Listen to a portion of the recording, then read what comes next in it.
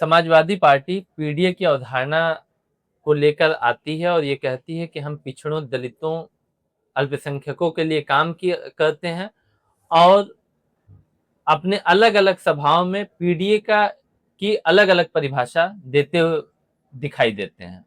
आप पीडीए का वास्तविक क्या परिभाषा है? देखिए, पीड़ित, दुखी और असहाय। पीडीए का मतलब प्रेम, दया और अपनापन। जो भी पीड़ित लोग हैं हम उनसे प्रेम, दया और अपनापन दिखाएं, दुखी लोगों के साथ प्रेम, दया, अपनापन दिखाएं। पीडीए की यही मूल अवधारणा है। जो भी लोग इस सरकार में प्रताड़ित हुए, जो भी पीड़ित हुए, जो दुखी हुए, जो असहाय हैं इस सरकार में, उनके लिए समाजवादी पार्टी है। और समाजवादी पार्टी 2027 में सत्ता में आने के बाद उन्हें न्याय दिलाने का कार्य करेगी। अभी हालिया एक आदेश जारी हुआ था बार काउंसिल ऑफ इंडिया के द्वारा कि नालसा यूनिवर्सिटी में 2026 के बच्चे जो पढ़ रहे हैं उन बच्चों का इनरोलमेंट नहीं किया जाएगा किसी भी स्टेट बार काउंसिल में। फिर कुछ ही देर बाद उस आदेश को वापस ले लिया जाता है। फिर नालसा यूनिवर्सिटी के कुलपति को लिखा जाता है कि वो कौन लोग थे जिन्होंने इस आंदोलन को उकसाया था, उसके जांच के लिए। नालसा यूनिवर्सिटी के विश्वविद्यालय के कुलपति उससे इनकार कर देते हैं और ये आंदोलन पूरी तरह दिल्ली में चल रहा है। कैसे देखते हैं इस पूरे प्रकरण को?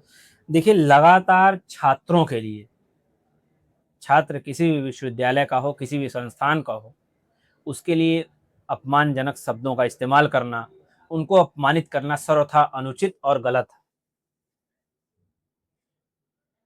जिस प्रकार से उनके इनरोलमेंट पर रोक लगाने की बात कही गई, यह बिल्कुल गलत है। कोई वो उन्हें कोई हक नहीं कि उनके इनरोलमेंट पर रोक लगाएं वो।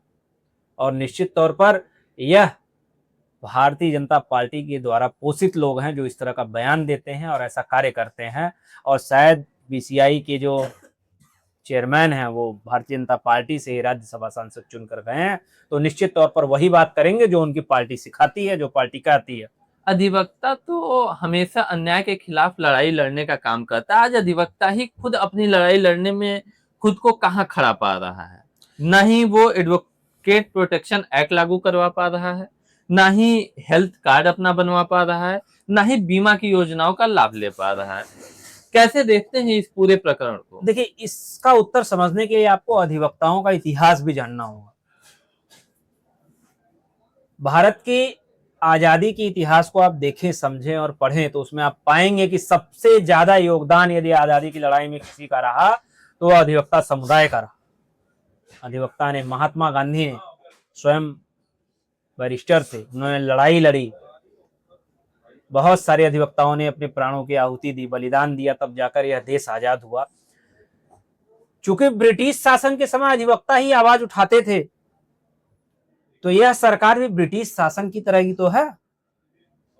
अधिवक्ता जब आवाज उठाते हैं तो उनकी आवाज को दबाने का, उनकी आवाज को कुचलने का कार्य वर्तमान सरकार द्वारा किया जा रहा है।